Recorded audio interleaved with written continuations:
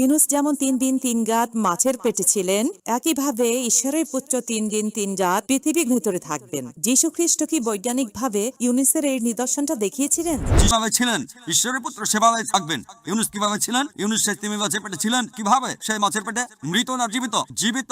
যখন তাকে তীরে ফেলে দেওয়া হলো তখন জীবিত। সেই তিমি মাছের পেটে যখন তিনি সমুদ্রের মধ্যে ঘুরছিলেন, মৃত না জীবিত? জীবিত। তিনি সৃষ্টিকর্তার কাছে প্রার্থনা করলেন, জীবিত না মৃত? জীবিত।